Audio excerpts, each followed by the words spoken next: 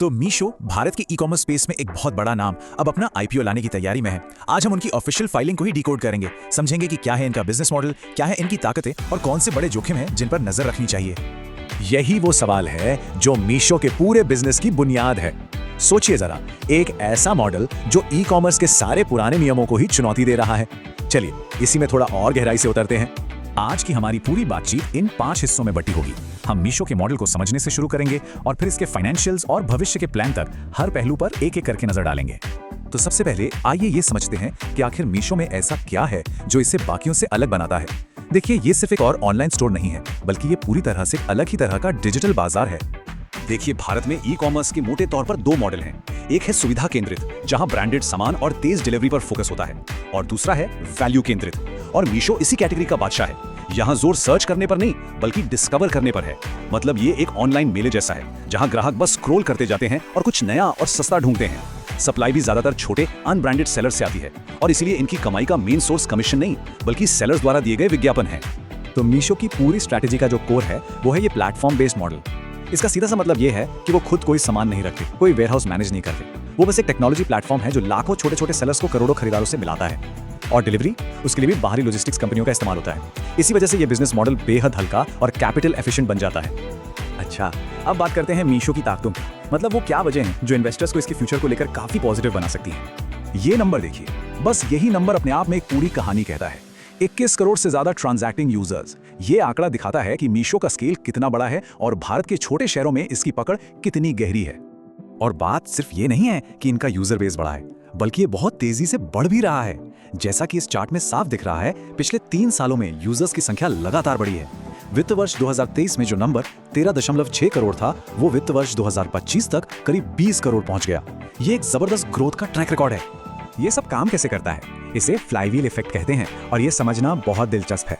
देखिए, zero commission की वजह से लाखों छोटे सेलर्स प्लेटफॉर्म पर आते हैं। इससे प्लेटफॉर्म पर सस्ते प्रोडक्ट्स की एक बहुत बड़ी रेंज बन जाती है। ये रेंज और वैरायटी टियर 2 और उससे छोटे शहरों के ग्राहकों को अपनी ओर खींचती है। और जब करोड़ों ग्राहक आ जाते हैं, तो सेलर्स उन तक पहुंचने के लिए विज्ञापन पर पैसा खर्च करते हैं, और यही मीशो की कमाई का मुख्य जरिया बन जाता है। ये एक ऐसा चक्र है जो खुद ब खुद ग्रोथ को रफ्तार देता रहता है।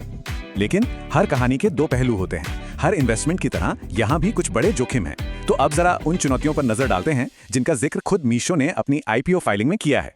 ये चार्ट एक बहुत बड़े ऑपरेशनल रिस्क की तरफ इशारा करता है। वित्त वर्ष 2026 की पहली तिमाही में 75% से भी ज्यादा ऑर्डर कैश ऑन डिलीवरी थे। इसका मतलब ये हुआ कि ज्यादातर ग्राहक सामान घर आने पर ही कैश में पेमेंट करते हैं। और ये सिर्फ हमारा एनालिसिस नहीं है, कंपनी ने खुद अपनी रिस्क फाइलिंग में इस बात को माना है। सीओडी की वजह से सफल डिलीवरी का रेट घट जाता है, क्योंकि ग्राहक आखिरी मिनट पर भी ऑर्डर लेने से मना कर सकता है। इससे रिटर्न टू ओरिजिन यानी आरटीओ की समस्या बढ़ती है, और साथ ही कैश को हैंडल करने में भी काफी मुश्किलें आती हैं। कॉड के अलावा भी कई जोखिम हैं। मार्केट में कंपटीशन बहुत तगड़ा है। नकली या खराब क्वालिटी के सामान को लेकर आरोप लगते रहे हैं, और लॉजिस्टिक्स जैसी जरूरी चीजों के लिए कंपनी पूरी तरह से दूसरी कंपनियों पर निर्भर है। साथ ही कंपनी का घाटे में रहने का एक लंबा इतिहास रहा है, और उसे सीसीपीए से नोटिस भी मिल चुका है। ये सभी बहुत ही अहम फैक्टर्स हैं जिन पर गौर करना जरूरी है। चलिए अब इन ताकतों और जोखिमों को फाइनेंशियल नंबर्स के आईने में देखते हैं, क्योंकि दिन के आखिर में किसी भी आईपीओ की कहानी उसके नंबरों पर ही तो टिकी होती है। और जब हम फाइनेंशियल आंकड़े देखते हैं, तो एक बहुत ही पॉजिटिव तस्वीर सामने आती है। अगर हम सिर्फ मार्केटप्लेस के एडजस्टेड ईबिटा पर नजर डालें, तो कंपनी ने अपने घाटे को बहुत तेजी से कम किया है। वित्त वर्ष 2023 में जो घाटा करीब 16,000 मिलियन रुपए का था, वो वित्त वर्ष 2025 तक घटकर सिर्फ 1,167 मिलियन रुपए रह गया। ये मुनाफे की तरफ एक बहुत मजबूत कदम का संकेत है। लेकिन अपने कॉम्पिटिटर्स के मुकाबले ये नंबर कहाँ खड़े होते हैं?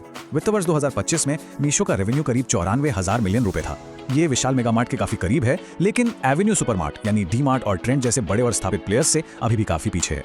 यह आंकड़ा हमें इसके स्केल का एक सही अंदाजा देता है। तो यहाँ से आगे का प्लान क्या है? कंपनी अपनी ग्रोथ को बनाए रखने और प्रॉफिटेबल होने के लिए आगे क्या करने वाली है? अपनी फाइलिंग में मीशो ने अपनी फ्यूचर स्ट्रैटेजी को होराइजन 2 का नाम दिया है। इसका निचोड़ ये है: पहला, अपने मौजूदा ग्राहकों से ही और ज्यादा खरीदारी करवाना। दूसरा, कमाई के नए रास्ते खोजना। तीसरा, कुछ नए और अलग तरह के प्रोडक्ट्स लॉन्च करना।